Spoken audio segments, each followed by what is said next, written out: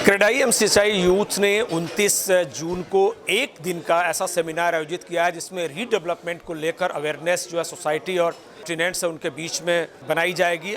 एमसीएचआई youth ने इस बार आयोजित किया है। इसका क्या मकसद है? इस वक्त हमारे साथ हैं क्रेडाई एमसीएचआई यूथ के पास्ट प्रेसिडेंट अमित हावरे साहब, जो वर्तमान के इलेक्टेड प्रेसिडेंट हैं जितेश अग्रवाल जी, और इसके कमेटी मेंबर रिकी थॉमस साहब। हम इन तीनों लोगों से जानने का प्रयास करेंगे कि इसका खास मकसद क्या है, क्यों इसकी ज़रूरत आ गई है। अमित सर, सबसे पहले आपसे जानना चाहेंगे 29 जून का एक दिन का ये सबसे पहला नवी मुंबई का रीडेवलपमेंट के ऊपर सेमिनार, मकसद क्या आपको लगता है? जी, नवी मुंबई का डेवलपमेंट हम गए 30-40 सालों से देख रहे हैं। आज समय आ गया है कि नवी मुंबई रीडेवलपमेंट को एक भारी मात्रा में शुरू किया जाए। आज नवी मुंबई रीडेवलपमेंट एक नेसेंट स्टेज में शुरुआत उसकी हुई है। सारे सोसाइटी के मेंबर्स को ये सवाल रहता है कि एफएसआई हमको कितना मिलेगा, पार्किंग कितनी मिलेगी, नया घर कैसे मिलेगा, रेंट मिलेगा, आईओडी कब आएगी, सीसी कब आएगी, ओसी कब आएगी। ये सारे सवालों के जवाब देने के लिए eight the same time society को सारे डेवलपर्स अंडर वन रूफ की top 30 top 40 developers of Navi Mumbai उनको अंडर वन रूफ मिलेंगे, ताकि अपने सोसाइटी के रीडेवलपमेंट का जो उनका रास्ता है वो खुला हो सके और बेस्ट पॉसिबल तरह से प्लान्ड तरह से उनके सोसाइटी की रीडेवलपमेंट हो सके। ये सारे सॉल्यूशंस प्रोवाइड करने के लिए developers, societies, at the same time municipal authorities, NMMC, PMC, CIDCO, at the same time legal consultants, architect, structural consultants, PMCs, ये सारे लोग एक साथ आकर 29 जून को सुबह 10 बजे से 8 बजे तक हमारा इवेंट रहने वाला है और नवी मुंबई रीडेवलपमेंट को एक नई दिशा देने वाला ये इवेंट रहने वाला है। पूरे दिन में ये मंथन होगा कि किस तरह के रीडेवलपमेंट के हमारे आगे चलने वाले ऑफर्स रहने वाले हैं, तो हर सोसाइटी को भी अपने रीडेवलपमेंट में फ़ायदा होगा। डायरेक्ट 1-to-1 वो डेवलपर्स को मिल सकते हैं और डेवलपर्स को भी सोसाइटीज़ सामने से आकर ये सारा कुछ टेक्निकली वो लोग असेस कर सकते हैं कि किस तरह से इस रीडेवलपमेंट को आगे ले जाए। दो चीज़ बहुत इंपॉर्टेंट है, एक तो नई हाउसिंग पॉलिसी आ गई है और दूसरा यूडीसीपीआर के तहत एक्स्ट्रा एफएसआई मिल गई है, 5-7 तक एफएसआई मिल रही है। क्या रीडेवलपमेंट में इसका फ़ायदा हो रहा है? जो ये जानकारी अगर टेनेंट्स या सोसाइटी को हो रही है तो इसका बड़ा फ़ायदा आने वाले मिल सकता है। डेफिनेटली आज जो एफएसआई आया है इस वजह से नवी मुंबई रीडेवलपमेंट ये अनलॉक हो चुका है। तो डिपेंडिंग ऑन अपने सोसाइटी को रोड कितने विड्थ का रोड है, 9 मीटर रोड है, 25 मीटर रोड है, 18 मीटर रोड है, depending on the FSI, depending on the open space, depending on the location, her society को जो ऑफर दे सकते हैं कि आपको एग्जिस्टिंग अगर 500 फुट का घर है तो आपको 600 मिलेगा, 700 मिलेगा, 800 मिलेगा, किस तरह से आपको रेंट मिलेगा, कॉर्पस किस तरह से मिलेगा। तो ये हर सोसाइटी का कैलकुलेशन एक यूनिक तरीके से आर्किटेक्ट्स जो है पीएमसी करते हैं और डेवलपर्स से वो डायरेक्टली एक ऑफर ले सकते हैं कि हमारी सोसाइटी को आने वाले टाइम में अगर रीडेवलप करना हो तो किस तरह का नया घर हमको मिल सकता है। तो बहुत सारे बिजनेस अपॉर्चुनिटीज़ इसमें से अनलॉक होंगे, बहुत सारी सोसाइटीज़ को इसमें से रीडेवलपमेंट में जाने का मौका मिलेगा, डेवलपर्स को बहुत सारे प्रोजेक्ट्स इसमें से मिलेंगे, लोगों को नया घर इस माध्यम से मिलेगा। जो सारी बिल्डिंग्स डायलापिडेटेड हो चुके उनको नया अच्छे क्वालिटी का, अच्छे प्लानिंग का, अच्छे अमेनिटीज़ का घर मिलेगा, नई पार्किंग स्पॉट्स मिलेंगे, इससे रोड्स डीकंजेस्ट होंगे, नया water infrastructure, new tanks, new plumbing infrastructure, अच्छे क्वालिटी के सारे अमेनिटीज़, बच्चों को खेलने के लिए gardens, rooftop solar panel, solar energy, wind energy, ये सब हार्नेस करके एक तरह से पूरी तरह से नई तरह से ये नवी मुंबई का प्लानिंग इसमें होगा।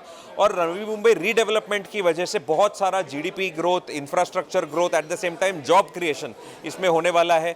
तो डेफिनेटली एक नई दिशा इंडस्ट्री को ले जाने के लिए इवेंट हम लोग कर रहे हैं। जितेश जी, क्या कहना चाहेंगे? कितने बिल्डर्स इसमें पार्टिसिपेट कर रहे हैं? क्या बेसिक फोकस है जो फ़ायदेमंद साबित? 35 से 40 डेवलपर्स, टॉप नवी मुंबई के डेवलपर्स इसमें पार्टिसिपेट कर रहे हैं और मैं सबसे यही अपील करूंगा कि मैक्सिमम सोसाइटीज़ आएँ यहाँ पर, पार्टिसिपेट करें और इसका लाभ उठाएं। किस तरह का गाइडेंस इसमें दिया जाएगा? कौन कौन ऐसे लोग हैं जो अवेयर करेंगे लीगल मैटर्स को लेकर, या जो दूसरी कुछ टेक्निकल्स प्रॉब्लम है सॉल्व करने के लिए कैसे वहाँ पर मैकेनिज्म तैयार किया? यहाँ पर policy makers, authorities, developers, architects, PMCs सभी बताएंगे कि रीडेवलपमेंट का प्रोसेस कैसे होना चाहिए और सही माध्यम से गाइड करेंगे। हमारे साथ रिकी थॉमस जी हैं, जिनका एक्सपीरियंस है ईबी होम्स का, रीडेवलपमेंट में लंबे समय से शुरुआत हुई है नवी मुंबई में इनके ही माध्यम से। सर, आपको ये अपॉर्चुनिटी कितनी बड़ी लगती है? ये अवेयरनेस कार्यक्रम जो होगा, जो सेमिनार होगा, कितना फ़ायदेमंद साबित हो सकता है? मेरे हिसाब से अभी तक का सबसे लैंडमार्क इवेंट ये है। अभी तक जो जितना सोच इसमें गया है, कितना थॉट प्रोसेस इसमें गया है, इतना मेहनत इस पे गया है ताकि एक इवेंट बनाया जाए जहाँ पे ट्रांसपेरेंटली सोसाइटी मेंबर्स को एडुकेट किया जाए, इन्फॉर्मेशन दिया जाए। तो मेरे हिसाब से इससे बेटर और बढ़िया प्लेटफॉर्म है ही नहीं आज के तारीख में। And this is the start of something amazing and something great. And सभी सोसाइटी मेंबर्स को इसका लाभ उठाना चाहिए।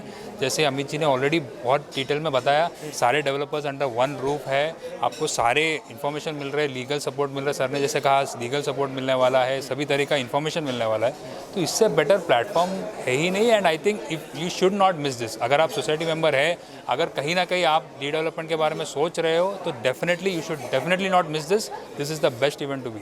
एक ही जो सवाल उठाए गए हैं ये कि जब रीडेवलपमेंट होगा तो निश्चित तौर पर डेंसिटी बढ़ेगी, लोगों की पॉपुलेशन बढ़ेगी, लेकिन उस हिसाब से इंफ्रास्ट्रक्चर कैसे तैयार होंगे? आपको क्या लग रहा है इस चुनौती से कैसे निजात मिल सकता है रीडेवलपमेंट के जरिए? देखिए, रीडेवलपमेंट से एक्चुअली बहुत सारे अपॉर्चुनिटीज़ अनलॉक होंगे। हमें ऐसा लग रहा है कि डेंसिटी को नेगेटिवली देख रहे हैं, लेकिन अगर आप देखेंगे न्यूयॉर्क, मैनहट्टन, सिंगापुर जैसे, हांगकांग जैसे जगहों पे जाओगे, वहाँ पे भी डेंसिटी काफ़ी हाई है, लेकिन आपको दिखेगा वहाँ पे क्वालिटी ऑफ लाइफ भी काफ़ी बहुत ज़्यादा बेटर है। तो redevelopment will unlock the potential and help. क्योंकि देखिए, इंफ्रास्ट्रक्चर डेवलप करने के लिए भी फंड्स चाहिए होते हैं, and redevelopment will unlock this funds, it will unlock the potential and it will unlock the reason. क्योंकि जब पॉपुलेशन आएगी, अच्छी बहुत सारे लोग एक जगह पे आते हैं, तो नेचुरली वहाँ पे इंफ्रास्ट्रक्चर डेवलप करने का रीज़न भी मिल जाता है, फंड्स भी मिल जाते हैं, एंड एक इंटरनेशनल सिटी हम बन सकते हैं। तो ये कोई आज के तारीख में ऐसा कोई बड़ा इशू नहीं है। वो इंफ्रास्ट्रक्चर डेवलप करने के लिए जो फंड्स चाहिए, जो मोटिवेशन चाहिए, वो रीडेवलपमेंट से ही आएगा। मेरे हिसाब से एक पॉजिटिवली देखना चाहिए। देखिए, मैं डेफिनेटली बोलूँगा कि इस इवेंट पे आप अटेंड करिए। ये पहली बार होगा कि डेवलपर खुद बोल रहा है कि आप आइए, ट्रांसपेरेंटली इन्फॉर्मेशन लीजिए। नेचुरली कोई बोलेगा अरे इन्फॉर्मेशन नहीं रहेगा तो बेटर है, बट हम ट्रांसपेरेंटली आम सामने से बोल रहे हैं, आके इन्फॉर्मेशन लीजिए, इन्फॉर्म डिसीजन लीजिए, और पूरा जितने डेवलपर्स हैं उनसे मिलिए, ऑप्शंस देखिए, एंड जितना इन्फॉर्मेशन ले सकते हैं आप लीजिए। तो मेरे हिसाब से ट्रांसपेरेंट एक इवेंट है ये, एंड इसमें आपको अटेंड करना ही चाहिए 100%। बहुत सारे लोगों के सवाल हैं, तमाम बिल्डरों के साथ वो लोग काम कर रहे हैं, पीएमसी को लेकर कन्फ्यूजन है। क्या आपको लगता है कि ये सही अपॉर्चुनिटी है, ये एक दिन का सेमिनार जिसमें प्रॉब्लम को सॉल्यूशन मिल सकता है, अवेयरनेस बढ़ सकती है, और जो आप कह रहे हैं कि सिडको, पीएमसी और एनएमएमसी, ये तीनों अथॉरिटी जो है आपके सामने मौजूद रहेंगे, इनसे 1 to 1 करने का और उनसे समाधान पाने का मौका मिल सकता है? देखिए, कोई भी सोसाइटी जब रीडेवलपमेंट में जाती है, उसके सामने ढेरों चैलेंजेस आते हैं। बिना चैलेंज के कोई प्रोजेक्ट पूरा नहीं होता है। तो हर सोसाइटी में यूनिक चैलेंजेस आते हैं, अलग अलग चैलेंजेस आते हैं, लेकिन उन सब चैलेंजेस को सामने फेस करके ओवरकम करने की हम प्रयास करेंगे। सामने सामने अंडरस्टैंड करके किस चैलेंज का, किस प्रॉब्लम का क्या सॉल्यूशन निकाला जाए, वो डेवलपर के माध्यम से निकले, म्युनिसिपल कॉरपोरेशन के माध्यम से निकले, सिडको के माध्यम से, या आर्किटेक्चरल सॉल्यूशन उसको हो, कंसल्टेंट या लीगल सॉल्यूशन उसको हो सकता है। ये सारे सॉल्यूशन प्रोवाइड करके रीडेवलपमेंट का चैलेंज अनलॉक करके उस सोसाइटी का जो विकास है वो पूरा होना चाहिए। लोगों को जो नया घर है वो मिलना चाहिए, लोगों की जो लाइफस्टाइल की जो एस्पिरेशन है वो पूरी होनी चाहिए, लोगों को आज जो पार्किंग नहीं मिल रहा है वो मिलना चाहिए, बच्चों को जो अमेनिटीज़ नहीं मिल रही वो मिलनी चाहिए, अच्छे बड़े क्वालिटी का, बड़े साइज़ का, सारे अमेनिटीज़ वाला घर मिलना चाहिए।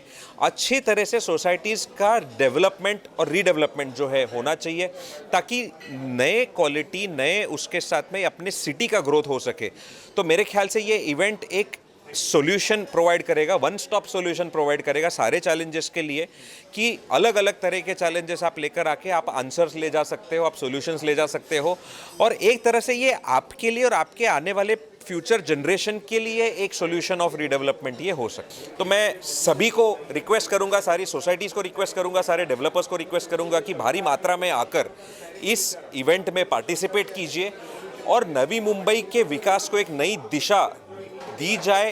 क्या अपील करना चाहेंगे कि ज़्यादा से ज़्यादा लोग इसमें पार्टिसिपेट करें, उसका फ़ायदा उठा सकें? मैं सबसे यही गुजारिश करूंगा, नवी मुंबई में जो भी रीडेवलपमेंट के बारे में सोच रहे हैं या बिल्डिंग्स डिलैपिलेटेड कंडीशन में हैं, प्लीज़ आएँ और इस इवेंट से मैक्सिमम लाभ लें।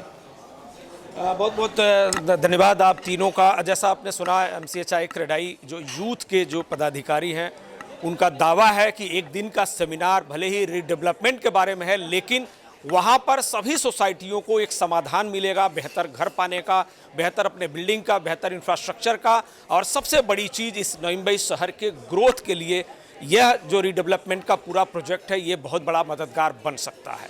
उम्मीद है 29 जून को एक दिन के इस सेमिनार में आप भी पार्टिसिपेट करेंगे और इसका फ़ायदा उठाएंगे। सहयोगी रविचंद के साथ मैं Sudhir Sharma, TV1 India, Navi Mumbai. Latest updates और ताजा तरीन खबरों के लिए TV1 इंडिया लाइव को सब्सक्राइब कीजिए और नोटिफिकेशन पाने के लिए बेल आइकॉन को दबाना मत भूलिए।